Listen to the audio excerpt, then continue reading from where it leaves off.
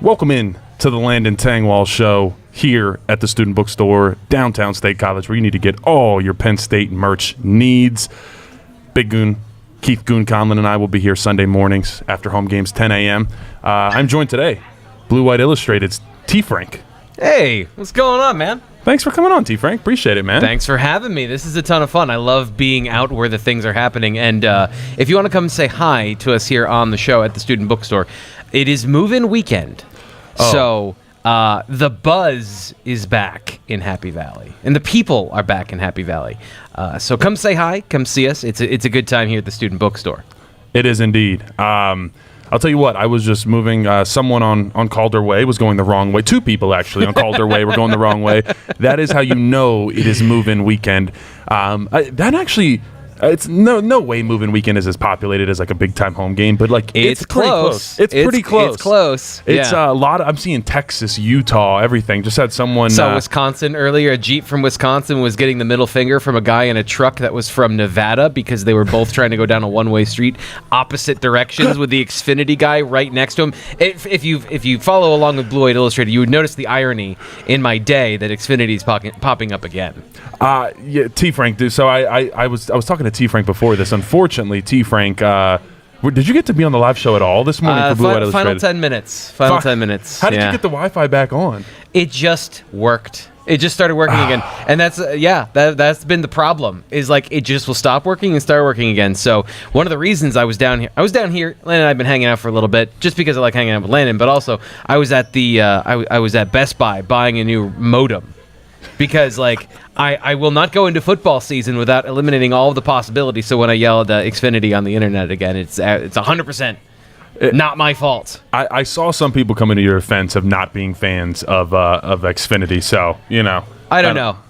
They're getting a lot of free publicity. I mean, for a company where you can't avoid their interacting with them if you just live within a certain zip code, they're getting a lot of pub here instead of the Student Bookstore, who I think we should focus on. That's a good point. I have a couple things I was just perusing around the store, and if you wouldn't mind a little bit of show and tell, go for it, T-Frank. All right. First off, here we go. We got props. Blue White Illustrated here at the Student Bookstore. It's right by the steps as you're going up or down in the Student Bookstore. Our latest edition is Center Stage, talking about your boy Nick Dawkins. I love it. Yeah. He was actually one of the last guests on here. Oh, no way. Look at that. He's on here again. There we go. So you can get that for just $5. Come down to the Student Bookstore and you can purchase a magazine that our staff works really hard on.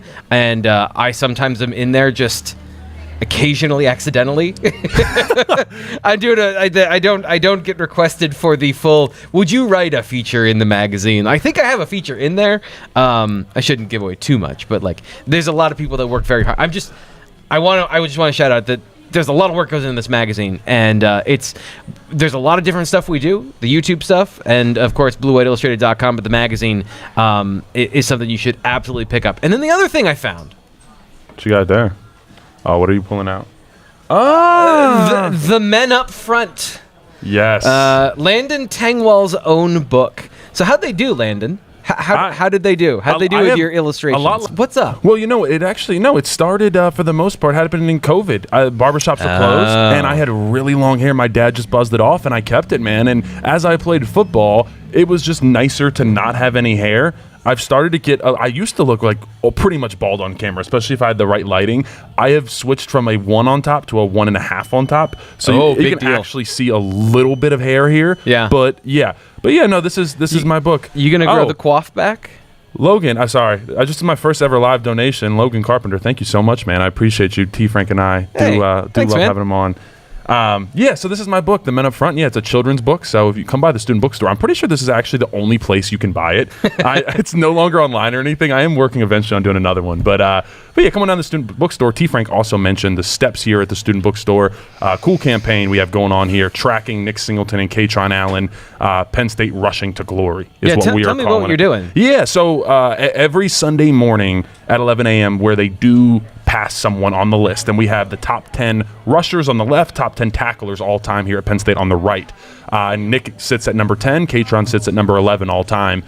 They are both just over a little bit of about 1,000 yards away.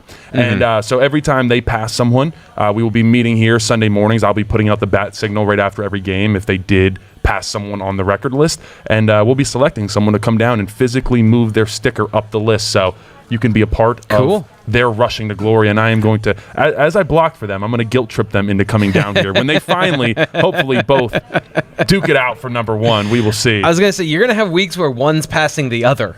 Like maybe before they get to the next guy on the rung, maybe Nick is passing fat, and you're going to be moving stickers kind of like just up and down.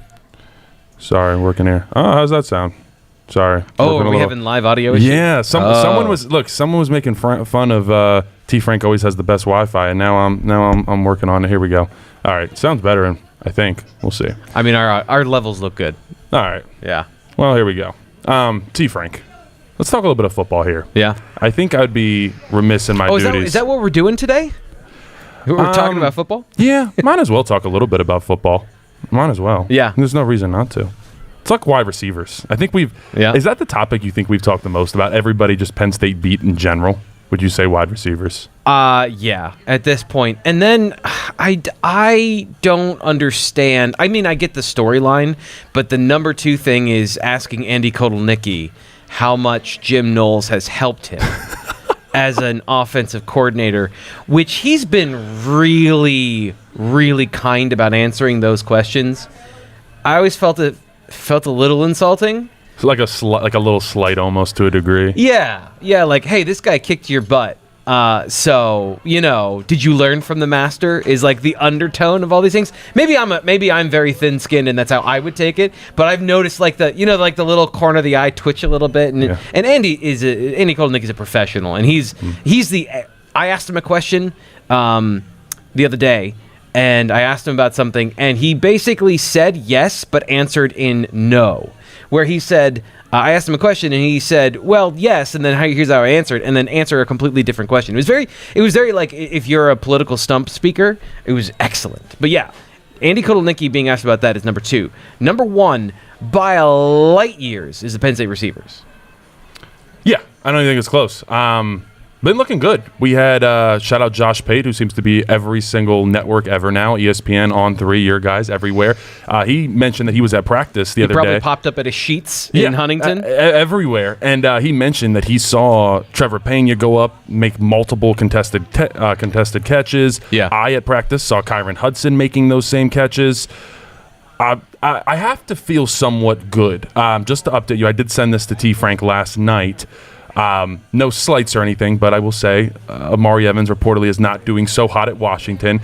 It is a little selfish almost maybe to say, but I am almost hoping that maybe those wide receivers really were the problem and it wasn't the Penn State offense. But it would also make a lot of the narratives that we've discussed and you and I watching football professionally, it'd make us feel better that we were right. Like that, it would be a clean story. And I think that's the thing everybody wants, is they want things to make sense. And they don't want it to be a little bit of column A. They don't want to be a little column B. They want it to be, hey, black or white, yes or no, this is the thing, right? And so it's absolutely... It's hard because you don't want to wish ill of what, good people. Like, Trey Wallace was a professional with us. I didn't have as many interactions with Amari Evans, but he seemed like a good kid. But yeah, like there is a little bit of that professionalism, or maybe it's a lack of professionalism on our part, where we're like, it would just be nice if these things played out cleanly this year. And I would agree. I've seen a lot of that stuff from Hudson and Pena, both on film, which we've watched, and then, of course, in person, the presence of the wide receivers is a lot different.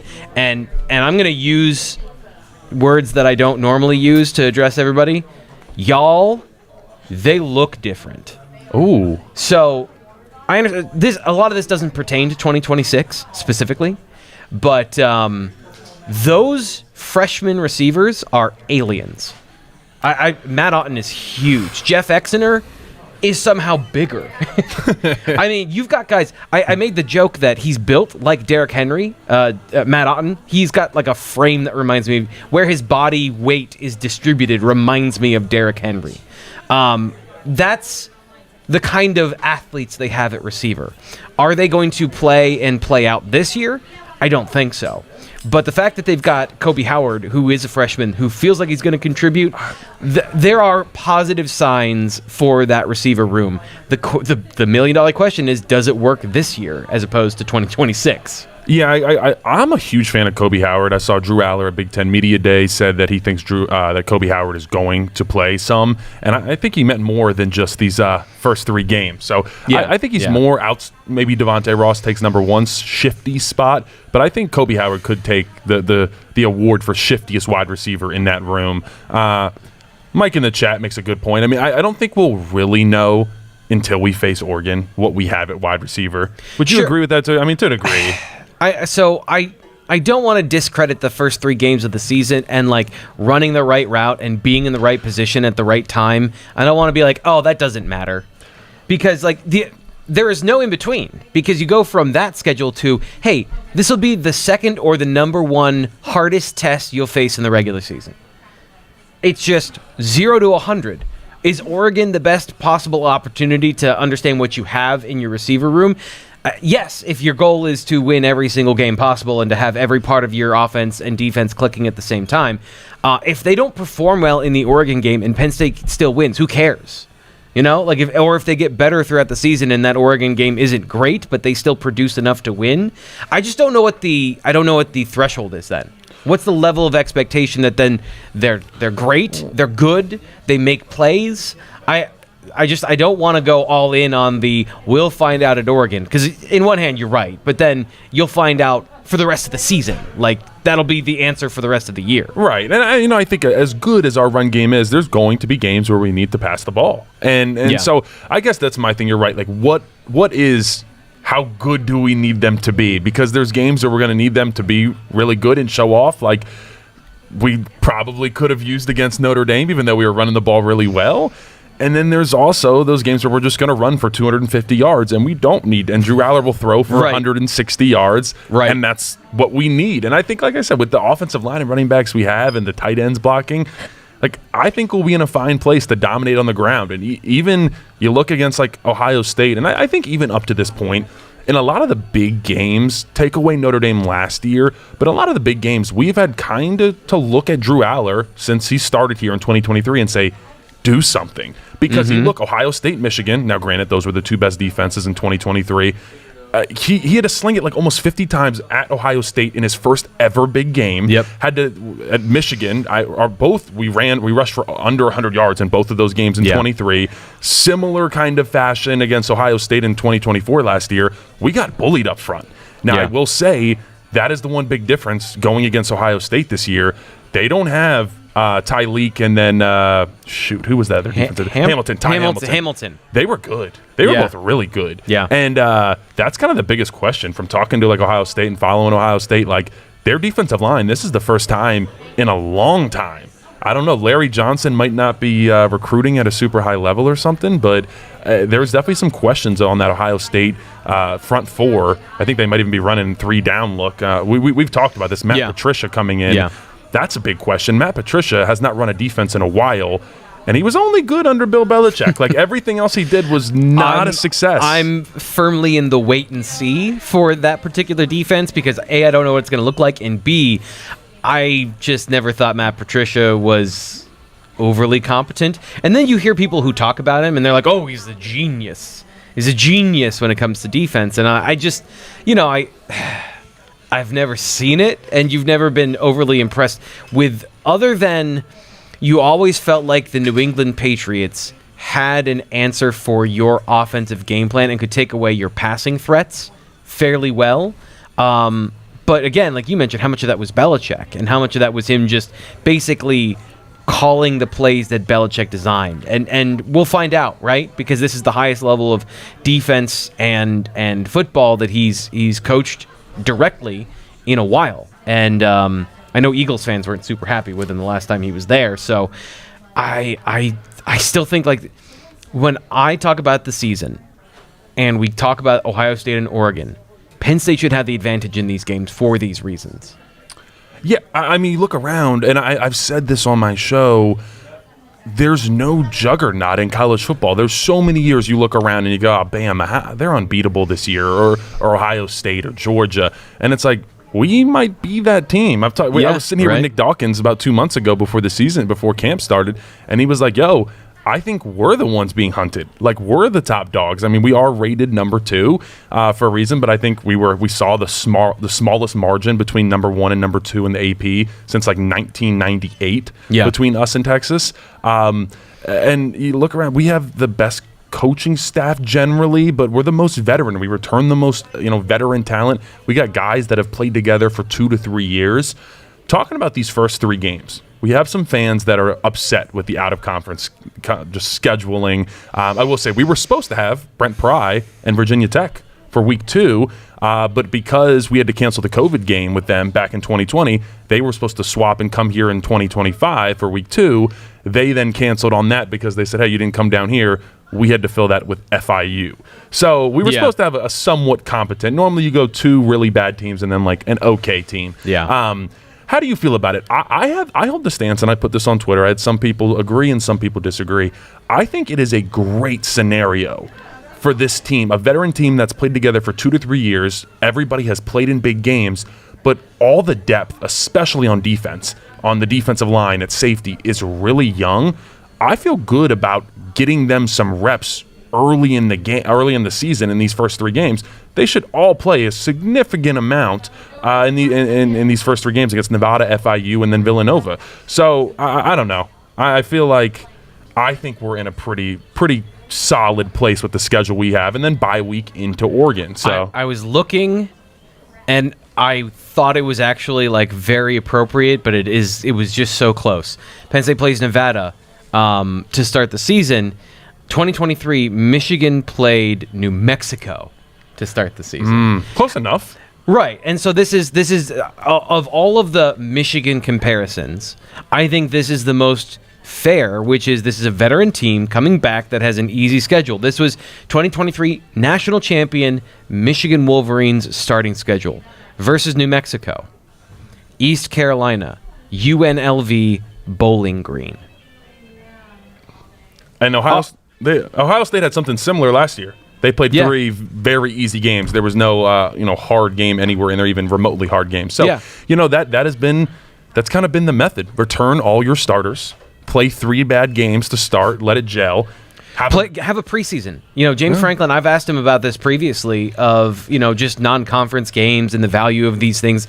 And he said, if we had a preseason, I would be more than willing to play whatever team to start the year, but you don't.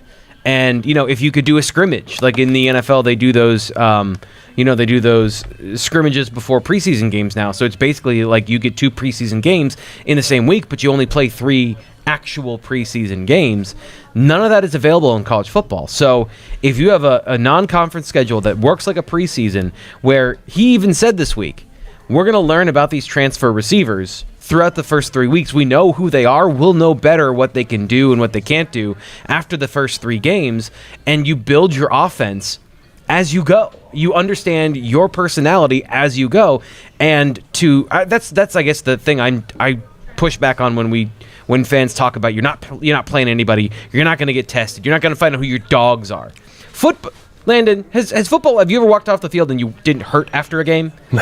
Whoever you're playing? Time. Like, football's hard no matter who you're playing. Yes, you're going to win 66-3, but you're still going to learn, the coaching staff is still going to learn stuff about a team. And I don't think you need to play West Virginia to learn something. And that's the disconnect, right? So fans don't care. Somebody in the chat earlier said regular fans aren't going to care about who's running the right route. They're going to care if you out-athlete somebody. And that's fair. Like, that's what you're doing. Yeah. But on the other side, and I don't count myself, like, among coaches, but, like, you can learn stuff about guys. I haven't seen Trevor Pena run routes for Penn State. I haven't seen Kyron Hudson run routes for Penn State. I haven't seen what Devontae Ross can do against players even, on his own team all that much. We saw one-on-ones for the first time since March, Tuesday. So just information gathering, I think, is important. And hopefully if you're thirsty for that information, Landon, myself, BlueWhiteIllustrated.com will help you through the first month, so you're not so bored after the game, right? Yeah. Because that's what it comes down to. What you're mad about is you're not getting an entertaining game, and I understand that because preseason games are boring in the NFL. They're boring. They are. Would you say, if you had to pick a couple big storylines for these first 3 games of what should the fans look out for? Yes, we are going to give a smackdown to all 3 teams. Yeah. What are some of the top things you are excited to watch as someone that is, a high-level viewer, but that also you think the audience should be on the lookout for? Yeah, so these are hard things, unfortunately, but number one is your boy, Anthony Donko. Where's he playing? Does he play at right tackle? How does that go in terms of where's Cooper Cousins playing? How many snaps did they get him at center? How many did they get him at guard? How many snaps? The offensive line is going to go through a lot of combinations in the first 3 games of the season. I think you've pointed out what the actual combination is going to be when they go to Oregon, but that could change if things don't work. It's not. There's nothing here that is like it is set in stone that those things have to happen. And then I think the most important thing is on the other side of the ball, who are the young guys, and does anybody flash in those games? Chaz Coleman's of the world. Xavier Gilliam is a guy that's high on my radar to understand, what his actual contribution is going to be. Every single time I watched him play football, he's done something that I found impressive after, his freshman season when he was out there. Looked like a freshman defensive tackle. Every time since then, he has been very impressive anytime I watched him. So I want to see what that looks like full go. No stop. He's trying to get to the quarterback. So those would be the 2 things off the bat I want to know about the offensive and defensive line. Yeah, I think Z-Man makes a good comment. Jim Knowles' defensive schematics. And I think the biggest question here is there that Bowling Green level game where the defense looks confused, out of sorts? We did find out later on that Kobe King just could not understand Tom Allen last year on the headset. But are there those gaps of what are we doing out there? Clearly there's a lack of understanding. I don't put a ton of credence into it, but Jake Butt of Big Ten Network did go to a full practice, and he said that he felt like the defense had 0 issues. As far as responding to all the Andy Kotelnicki shifts and motions. And we know how much Andy Kotelnicki likes to do that. And I was actually standing on the sideline talking to Dom DeLuca, and I said, how's it going? And he's like, good. He's like, it's complex, but he and I think he meant this. Shout out to the motorcycles going down College Ave. No, that was just somebody who wanted you to know how big their car was. Unfortunately, that wasn't a motorcycle. Somebody just... It wasn't. No. Just an exhaust pipe. Spent a lot of money on exhaust pipe to put on a 2008 Honda. That's good. Yep, that's exactly what it was. Yep. But no, so I was talking to Dom DeLuca at practice, and he was like, look, it's complex, but at the same time, I don't think there is a better offense to test us all fall camp long than an Andy Kotelnicki offense. Yeah. Because it's constant motions, shifts, guys moving. You have to communicate because a defense has rules. Yep. And it is, if the guy on the offense does X, then I need to do Y. If he does Z, then I need to do X. And it's there's always a response, but you gotta be able to process that quickly. And that is what's so difficult. And Jim Knowles admitted, hey, the defense is a little bit complex, but at the same time, this is Jim Knowles' 3rd time implementing a new defense at a new school. So he's found little ways to make it a little bit more digestible. Yeah. And he's just kind of learned, hey, what is too much? What does not work early on that has got us in trouble? Because I think we've all heard it from the Ohio State fans. It takes 3 years to implement. 3 years? It's I love how the things that are opinions come out as facts and it's a science. Yeah. There is a precise. It's 3 years and 6 months for this to work out properly. It's also veterans, right? So this is a very basic thing of. Last year, Penn State played basically 3 coverages, right? So they were a single high defense, or they played cover 3 and they played cover 1. Then the amount of press coverage that that Tom Allen played was maniacal. 80, I think it was 80, I'm off the top of my head here, 88% of the time. There's nothing to keep anything in the top of my head anymore. I think it's 88% of the time they were in press coverage. Whether or not they actually played man coverage, they were up on the line of scrimmage smelling the breath of the receiver. They are going to play 4 or 5 coverages this year. So you just need to know the disciplines. It's an NFL level ingestion of information about different coverages and how they react to different route combinations. They're going to do more sophisticated things within that. And so, it's to the basic level of they're gonna do more. It's not just that it's complicated in the fact that it's complicated. It's complicated in the volume of things that they want to do, and that's important. I think that there are times that we've seen Penn State want guys to play simple and fast. And no shade to Brent Pry, when you're spot dropping and you have Micah Parsons running to X mark on the field, and the other team knows that, they just throw the ball before he turns around. Like, if they know where you're going to be, they know where to throw the football. And if you're running something that forces the other team to elevate their game, somebody's going to, like, you may force somebody else to make a mistake because you're doing something more complex instead of the other way around where you're doing something complex and you make a mistake. Like, both are true if you're forcing the other team out of their comfort zone. Yeah, I think those are great points. Like you said, it's going to be a more a complex defense from a standpoint of just volume. I think that's a great point. There's just going to be more variety of what Penn State does. And like you said, that's good. It keeps the offense guessing a little bit more. You have to prepare for a lot more things if you're an opposing offense. Yeah. And no, to answer your question, Brian, there is not a good defensive coordinator that it takes their defense 3 years to be absorbed, and it's not a real thing. Ohio State even did improve. Ohio State was not that good of a defense in 2021 before Jim Knowles got there. They went through a defensive coordinator in the season. They had fired a defensive coordinator the year before in the middle of the season. And the other thing was, and this is very important, they weren't following Jim Knowles' defensive scheme the first year. So he wanted to play a specific player in a specific role. And part of the coaching staff didn't want to do that. So yes, 1 year you burned it by not doing it. They came in with a plan this year. Everyone's on the same page. They have talked about that relentlessly. That they have not only that, they've incorporated things from a cousin-like defense under Tom Allen, similar defensive style, similar concepts in it. They've incorporated some of those things so that they've shortened the learning curve. That doesn't equate to 3 years. Like, the circumstances around the conversation absolutely matter. Yeah, it's an off-season conversation at its peak finest. Z-Man gave us a little LJ in the comments section. Shout out Larry Johnson, yes sir. I agree. There is no. I hate to turn this into a Ohio State show, but I mean, look, there's opportunity that this game is 1 versus 2 in Columbus. Yeah, it's been a while. We have not won in Columbus since shout out Tom Bradley was the interim head coach here at Penn State. It's been a minute, but this is the year to do it. If there's a year, yeah, I mean, absolutely. Finally, Penn State is just kind of better all around than Ohio State. You look around, obviously not wide receiver. We will leave that to them. But outside of that, we look really, really good. Yeah. I will tell you, I was talking to Ohio State Insider. I did not know this. They were pretty confident about this. There was a time period. Remember when Bill O'Brien went to be the offensive coordinator at Ohio State and then left within didn't even really happen. I think it was like spring ball time, right? And then they went to BC. And then he went to BC. Yeah. And then, they ended up bringing in Chip Kelly and, you win a national championship. That worked out. It worked out. Yeah. So from my understanding, when that turnover kind of happened, they allowed Brian Hartline to call plays. Apparently, like I said, possibly hearsay, but I trust this person, very connected within Ohio State, that he was stripped of those duties within 2 weeks. That is how bad he was. I heard something similar. Yeah, that the duties were taken away from him that quickly. Not to say he won't be good this year. It's going to be very easy. Yeah, people learn and grow. Yeah, people grow. You have Jeremiah Smith, who I think could be the greatest wide receiver in a long, long time in college football. Yeah. But that is just interesting. I think that's a little nugget that has not been talked about out there, and just kind of wanted to throw that out there if you're listening.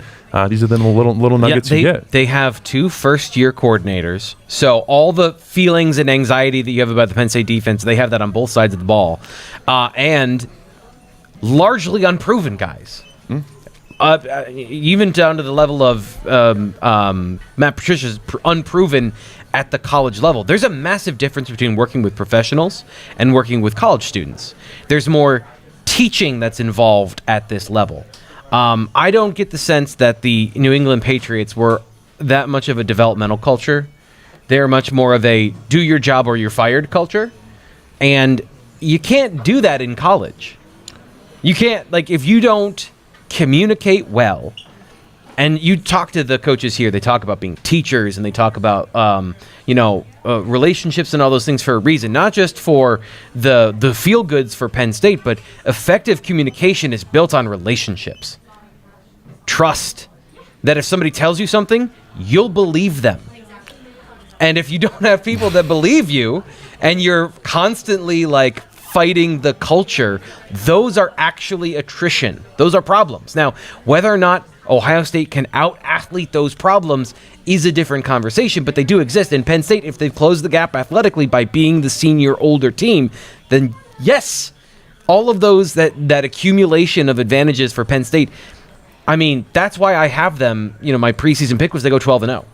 I was going to ask you. Someone in the chat said, Tfrank, I'm thinking about putting $100 down. I know we don't do betting advice here. Yeah. He said I want to put $100 down on Penn State at 12-0. So you're a 12-0 guy right now. I am, and I don't want to lukewarm my hot take. So I'm just going to say, yeah, they should beat Ohio State because all the things we just talked about.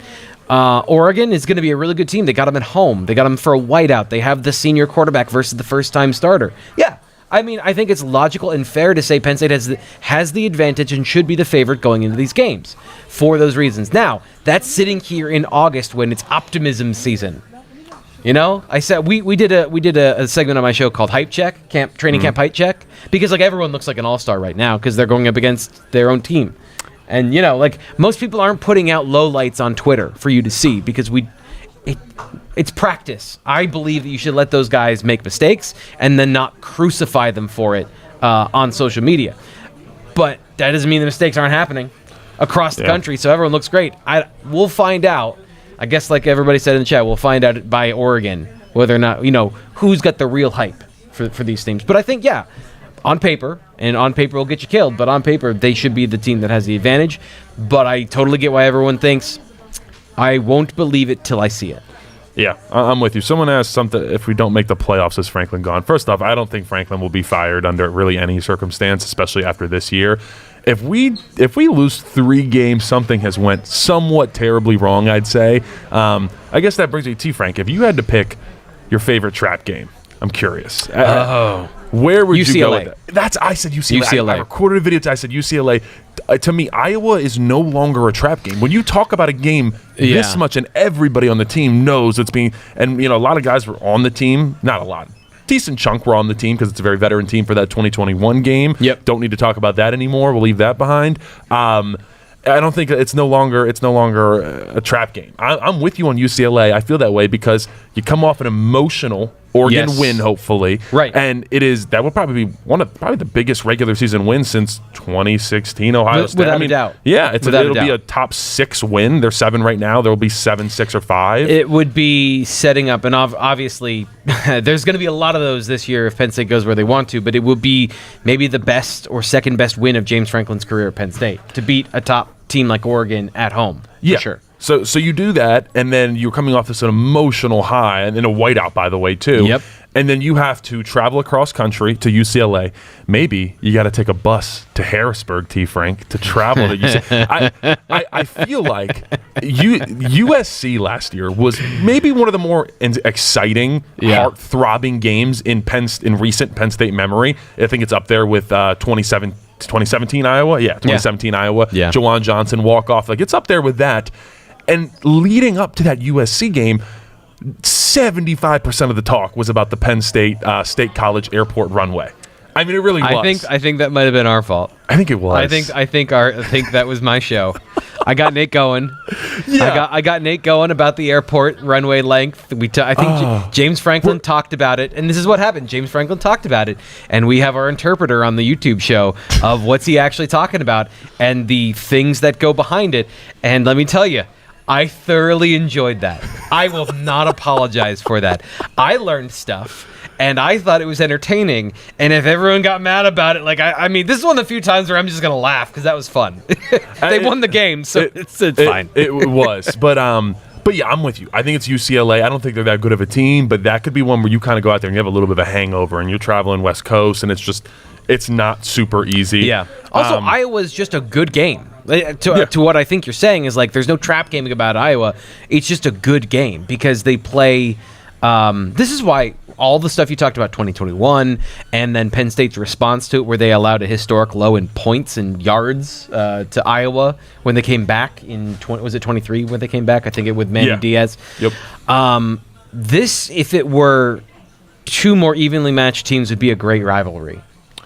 I'm with you. If Penn State were to have a rival, it's more of a classic NFL rivalry based on mutual disrespect from games played as opposed to regionality, which I think a lot of people think of regionality for rivalries in college. But the NFL, like, you got the Dolphins playing the Jets.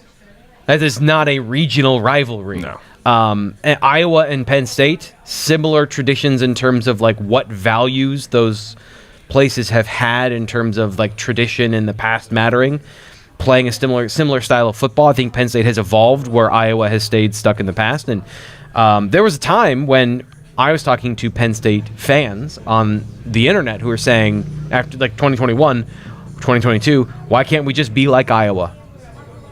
Why can't we just run the ball and be good on defense? And I said, that's a self-limiting philosophy. Why would you not want to throw the football? And here we are, still having that conversation, but it's updated to, why can't we be like Michigan? Yeah, I've heard that. Fancy Iowa. A lot of people want us to be 2023 Michigan this year. I mean, it's a possibility. I think even James Franklin would be fine with that, honestly. So yeah, I'm with you on that. Someone said Matt Rule ? I said I filmed a video actually that's coming out Sunday where I went through every single game. I predicted every single game for Penn State, and I said UCLA. Did that take you 2 hours? That would have taken me 2 hours. I sped through. I really like Northwestern, and like I tried to talk about like Northwestern for like 15 seconds because I just couldn't do a deep dive on everything. I refused to. I give Northwestern the label of the most boring game of the year, especially it's like what, Northwestern, I think it's right after UCLA. Is it on the road? No, it's at home, but it's after UCLA. Right. I just think it's going to be kind of boring. Is there a new stadium open? Is it going to be this year? I don't think it's this year, is it? I think they're still. Because that will make that trip more interesting. Yeah, they had They had the worst grass there ever was. Like, it was talked about amongst like all college football players. Like, be careful going there. It's like MetLife Stadium almost. Yeah. Well, it was a temporary stadium, right? Yeah, it was. I'm saying even before that, like their old one. Okay, it was like not good. But Northwestern's always a gritty game. But yeah, Matt Rule, who grew up in State College, went to Penn State, played here, and then his first coaching job was here in 1998. Will be making his first return. What is that? It's like the second or third to last week of the year. Yeah. I think that could be a slight trap game if you come in and you're messing around. I mean, they have an explosive offense. We'll see where Patrick Mahomes, aka fake Patrick Mahomes, Dylan Raiola is at. It was just reported that him and Drew Aller are making the same amount this year. Kind of. Yeah. They're both making over $3 million this year on 3 reported. Tfrank. It's not bad. I'd do a lot. I'd like fight prime Mike Tyson for like a quarter of that money. How many brain cells? Yeah, you'd lose a lot. A lot of teeth, too. Maybe lose an ear. I would lose a lot. Yeah. How much of that am I paying back in medical costs? Because I can't hit my deductible on a yearly basis without actually, like, dipping into... So maybe. Like, if also my hospital bills are paid for, then sure. That's a very good point. I'm trying to pull up when... I apologize. I'm not disinterested in this show. I'm trying to pull up the schedule on my phone. So, yeah. Nebraska, Rutgers. So, it's the second to last... It's senior day for Penn State too. Oh, okay. Senior day. It's the final home game. I think Matt Rule really wants to win that game. I think it's not just about wanting to be good. I think Matt Rule specifically wants to win that game, and I am holding off on whether that's a trap game or not until I actually see their team. They got a lot of transfer receivers. And for the podcast audience, I just made a really stupid face at the camera, and then. They have a completely new defense, as far as I can tell. Like they're gonna Ted Roof, I think. Is their defense coordinator. So I want to see the pieces before I really have an idea. I want to comment on that particular game, but it definitely feels like once you get past the Ohio State game, if you don't. I don't want to say coast into the postseason, but if you get past the Ohio State game and then lose to Nebraska, that is a forehead beating the table sort of feeling for a Penn State football fan. Imagine the post-game live show if that happened after that. I can only imagine Tfrank in that live show. Just I might actually set something on fire in the background just for the ambiance.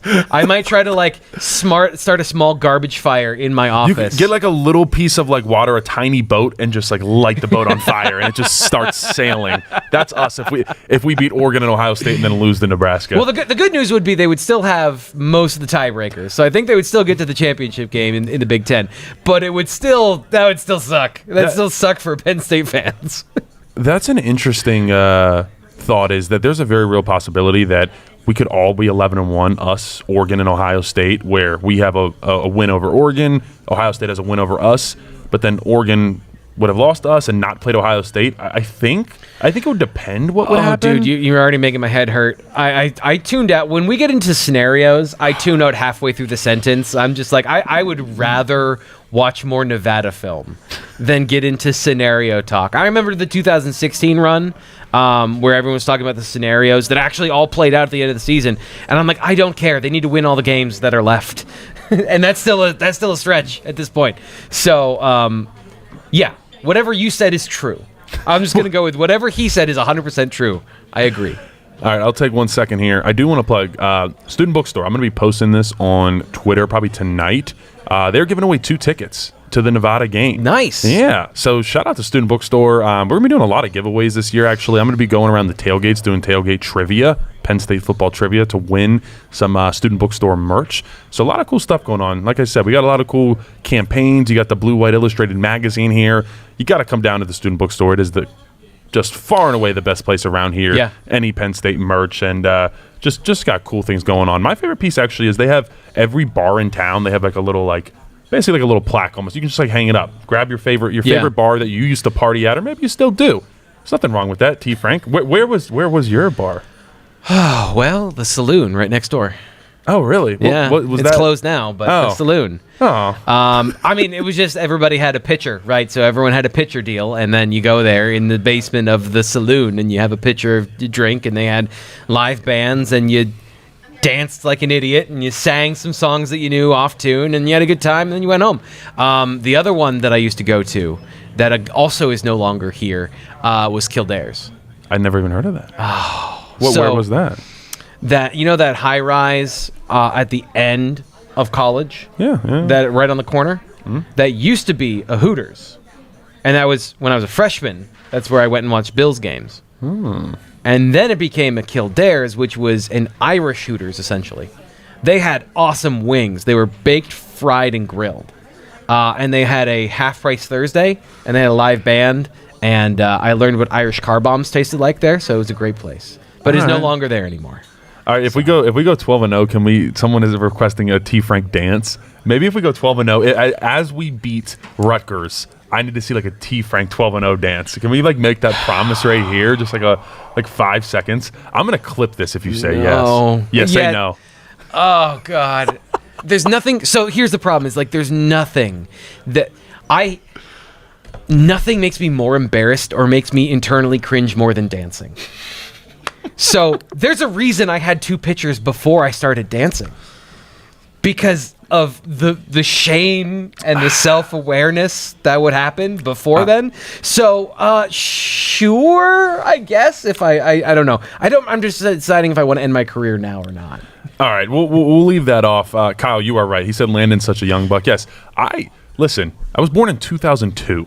I just want to put that out there for you guys. Yes, I was here. There was not a lot here. Mad Mex was already gone. The Skeller was obviously already doggies. Yep. I didn't get to experience peak downtown. Is Bar Blue still open? Bar Blue was another good one. Where was someone in the chat? It's down by McClanahan's. So I didn't go. I didn't is that live Sharky's now? No. Oh, okay. Sharky's is still there. Oh, okay. I just don't know I don't know if they're open anymore. But at Bar Blue, it's by the Den. So I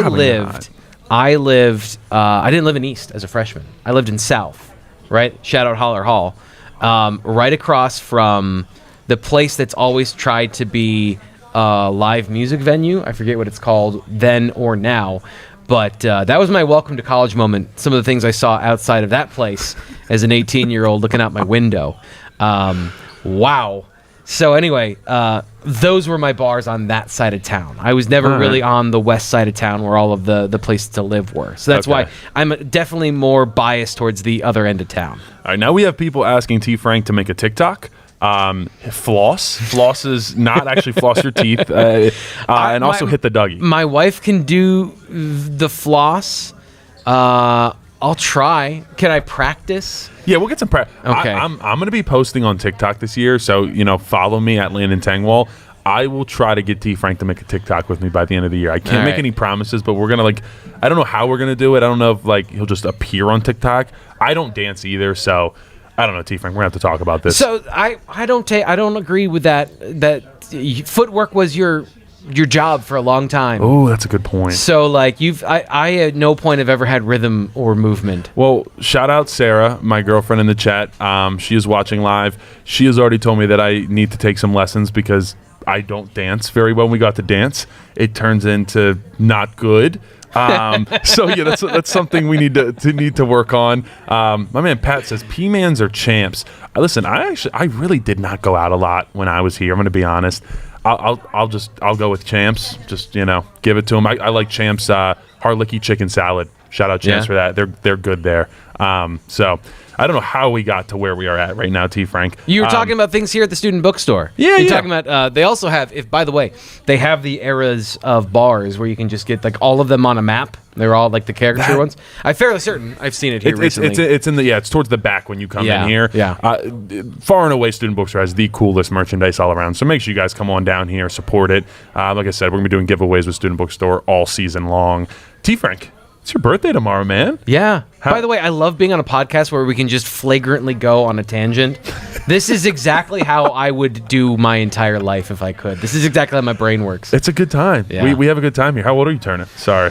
It's fine. I'm 35 tomorrow. Oh, okay. Yeah. I spent my whole life. So I'm the youngest in my family. And my oldest brother is a lot older than me, and so I spent my whole life wanting to be older, trying so hard to be an adult. And now that I'm an adult, I'm like, nope, go back. I want to go back. I want to go back. I want to go back.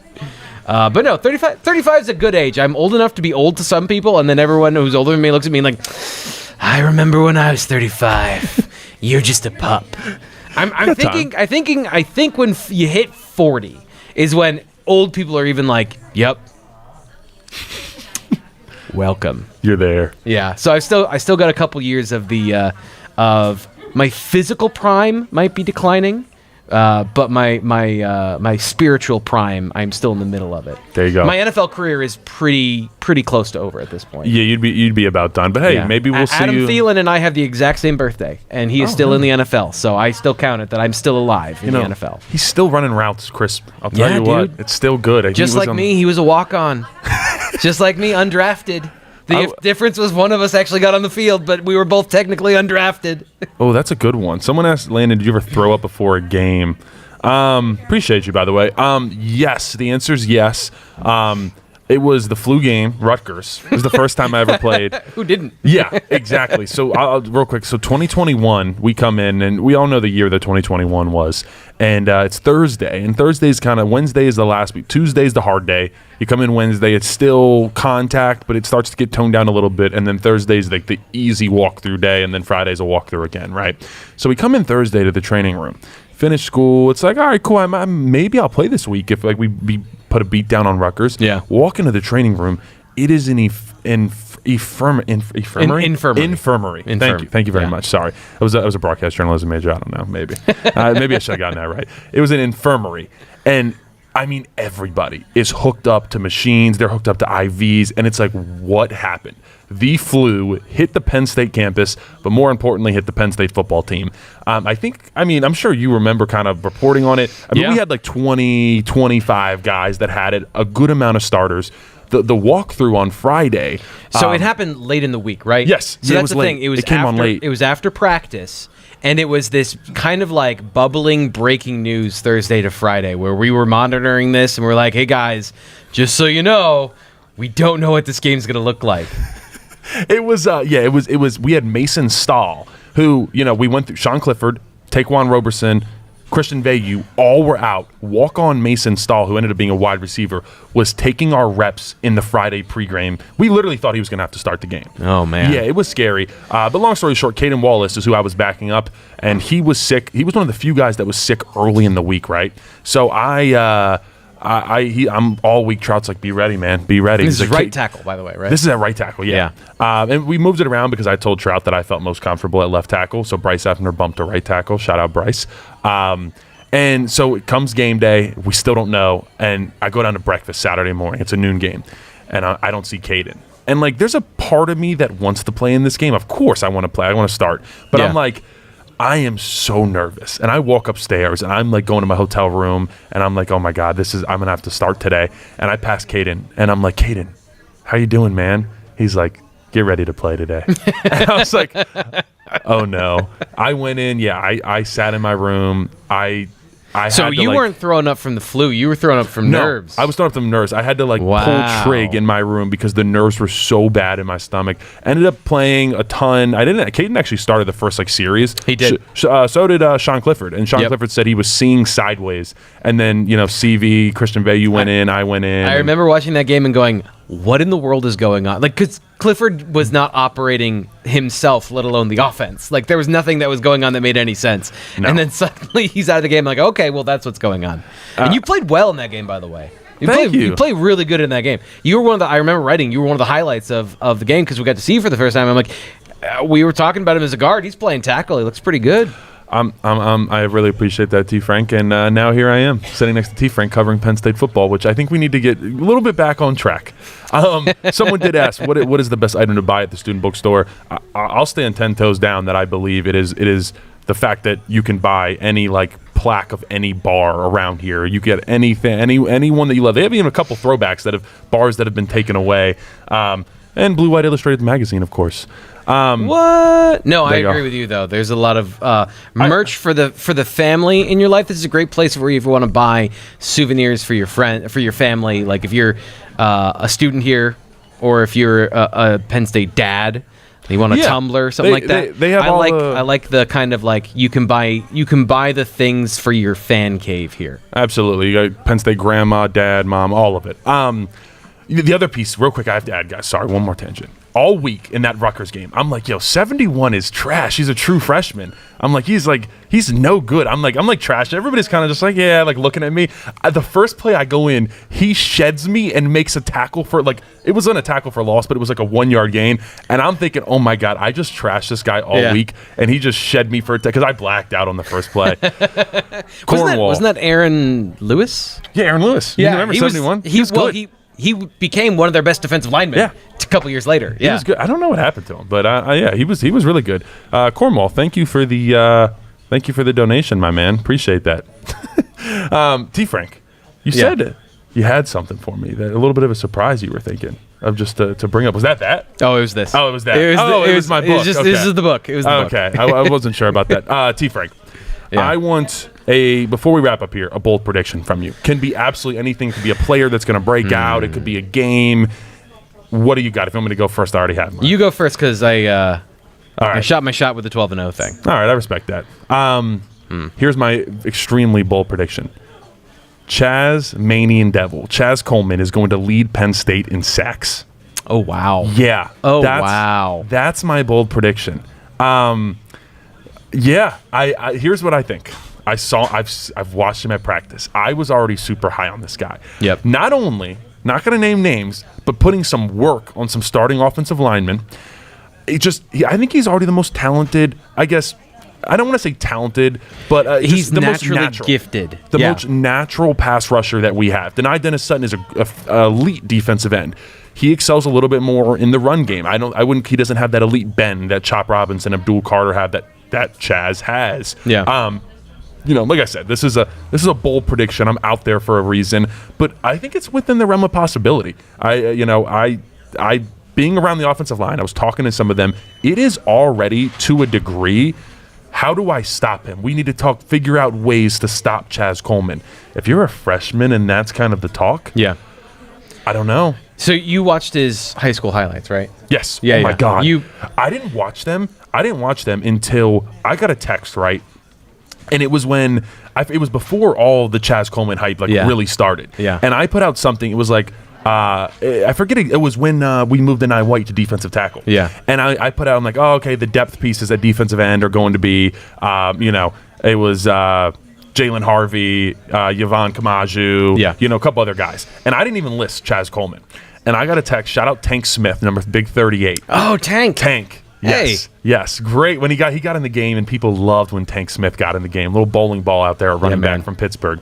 And he was like, yo, watch out for Chaz. And I'm like, yeah. So, I do my thing and I text a couple guys, and they're like, yeah, real deal. So I make a video about Chaz Coleman.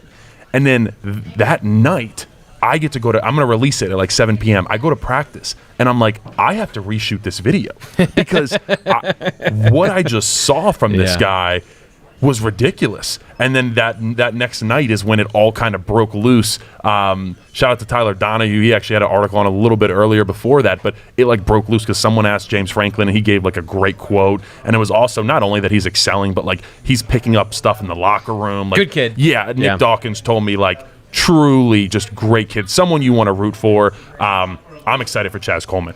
So I told this story on our show, but I'll tell it here. My biggest regret in the last probably 4 years of my career is I sold my Chaz Coleman stock. So I was I do my film stuff on high school football players, and we were talking about him when he was recruited, and I was watching his film, and I said, this dude can play as a freshman. Caveats, right, of if he gets big enough and et cetera, et cetera. We found out he just started playing defensive end, and he's doing stuff he's taking Euro steps from basketball and applying them on the football field correctly. Yeah. He had a spin move in high school, and just these innate things, talking about what a natural pass rusher, what you can do when you just kind of do stuff with your body. And this is before he's been coached by Deion Barnes or anybody to play defensive end. And I said, these are the tools of a guy that can play as a freshman if he gets up to size, et cetera, et cetera, et cetera. And then I was on an island. I saw the way Fitz looked at me. I saw the look in his eyes of you're crazy. And I was like, okay, I'll back off. And then, but to James Franklin said this the other week. He said, we all saw the talent, but we're all surprised that it translated this quickly. So I want to feel a little bit justified in selling my stock early, but I was backing it off of he's a freshman. He got here in May. All the qualifiers. I watched him in the weight room, and he couldn't keep his ass down when doing an incline press. And they kept telling him, keep your ass down when he's doing an incline press, and he couldn't do it. But he's also doing 225. Right. So those are the two things that you're trying to figure out of which one of these is the most important here. But yeah, I will not say that I was early on Chaz Coleman because I ended up selling my stock. But you're absolutely right. I think he's going to be a guy that can play really well because of those innate traits. My bold prediction here is that a Penn State receiver is going to lead the team in receiving yards, receiving receptions, and touchdowns. Okay. So I think that they're going to incorporate the receivers more into the places that Tyler Warren was incorporated last year that were intended for wide receivers. So if you're running RPOs to your tight end, that's not as efficient. Right. If you're running screens to your tight end and your tight end isn't the one blocking, that's not as efficient. I think those targets, we're talking about how you get everybody targets in this offense. I think those targets that classically would go to receivers are going to go to these three guys. Kansas in 2022, I want to say it was. They had 3 receivers that had 50 receptions. They even spread of the football. I'm not saying it's going to be completely that, but I think Andy Kotelnicki wants to get receivers involved. I don't think that this is I think there's this narrative that he wants to feed tight ends and he wants to feed running backs, and the run game's important. But this is a guy who wants explosive plays.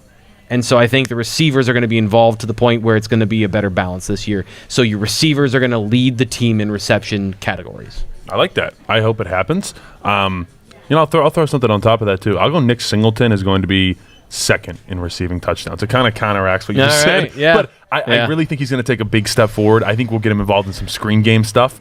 And we started to scheme, especially towards the end of the year. We were putting Nick Singleton in the slot. Yep. Maybe that was because we did not have the wide receivers, and now when you have Trevor Pena, maybe but he's you also don't an elite athlete, right? You do want to get your elite athlete in spaces to make those plays. I couldn't agree more. So I think it's going to be exciting. Year 2 in this offense for Kotelnicki. Franklin said, hey, now we can go from algebra to trigonometry. Never took trigonometry, thank God. Same. Oh yeah, would not do good at that. I thought geometry was hard. So yeah, I don't even want to go to that. So, T-Frank, I got a question for you. Yeah. Speaking of who ends their career as the leading rusher between Kaytron Allen and Nick Singleton, whether or not they end up at the top step over here, which one is going to be the guy on top at the end? Yeah, once again, shout out to Student Bookstore. We are doing a campaign here where we are following Nick and Kaytron's progress as they pass each Penn State rushing legend, where you guys will get a chance to move them up the steps of Penn State rushing glory. Nick Singleton. Mainly because Kaytron Allen had 9 more rushing yards than Nick Singleton last year, but like 35 more carries. Yeah. He's just, and I will say, if Kaytron Allen can come out and play how he played at the end of last year, I would be willing to say that Kaytron Allen is a overall better running back than Nick Singleton. I would be willing to say that. If he plays the same way how he was playing against Boise State and Notre Dame, yeah. I mean, Kaytron Allen was a man-possessed running the football. I just think that Nick Singleton is just so much more explosive, and he's going to break off some huge runs. That Kaytron Allen just physically doesn't have the speed to break off. And I think that's another reason why Nick Singleton is just going to go higher in the NFL draft in 2026 than Kaytron Allen. GMs love speed. You know, so I think that's what's going to happen. But at the same time, like I said, I am really excited to watch Kaytron. I think there is this, like, it is interesting how automatically, because I feel like Nick is the home run hitter, there is that, like, no doubt that Nick Singleton, everybody, look at a running back list across anybody, Penn Staters or just the national media, nobody has Kaytron Allen as the better running back than Nick Singleton. I could maybe lean that way, having blocked for both of them. They're both extremely talented. Talking about Chaz Coleman, Kaytron Allen is the most natural runner I've seen in a long time. He understands the flow of the line. He sets up blocks well. There's things that he's done since he was at IMG that Nick is learning to do now. In that sense, and his low center of gravity and his change of direction skills make him an amazing between the tackles runner. Where that's just those subtle things that are super valuable. So I agree. If he can get his 40 time. He's never going to be in the ballpark of Singleton, but in the ballpark of starting NFL running back, then absolutely. I think you can say the all-around guy, Kaytron Allen, absolutely is that guy of the two running backs, which is why I would lean towards Kaytron Allen. Because if you're going to be using Nick Singleton in the passing game, you want to get everybody involved, he might be the guy that gets more carries. Not touches, but carries. I like that. I will say also, he only had 9 more yards, and also he missed the game against UCLA. I do not believe Kaytron Allen missed any time, right? No, I don't think so. I don't remember. Because Nick missed UCLA and then was kind of banged up for like USC still too. So I mean that also will factor into it. Hopefully both of them are completely healthy. Please, knock on wood, everybody. Healthy season. I think that's the number one thing, especially for this defense.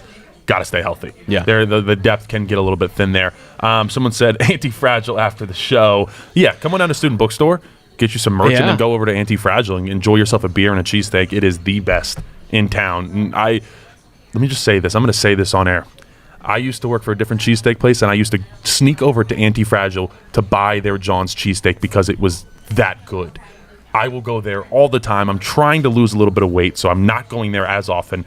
But dang it is good. I'll tell you what. Yeah. So. I will never say a bad thing about John's or Anti-Fragile. We love them. I actually was walking down Calder on the way here, and I walked by John.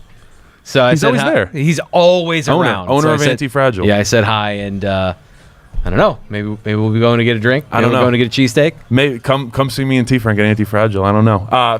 Thank you to Student Bookstore again for sponsoring this live show. They are amazing. Once again, we will be giving away 2 tickets to the Nevada game. I'll post that on Twitter probably tonight or tomorrow morning. So if you want a chance to come out to the game for free, be on the lookout for that. Tfrank, thank you. I am also, perhaps after a beer with Tfrank, I'm headed to the Grange Fair. I don't know if have you ever been to the Grange Fair? Of course. Okay. I grew up going to county fairs. I did 4-H growing up. I raised beef cows. So like I am of the fair. Of course, and yeah, Grange Fair is the best. Love going there. I'm gonna go eat a lot of food, so that's gonna be enjoyable. You guys,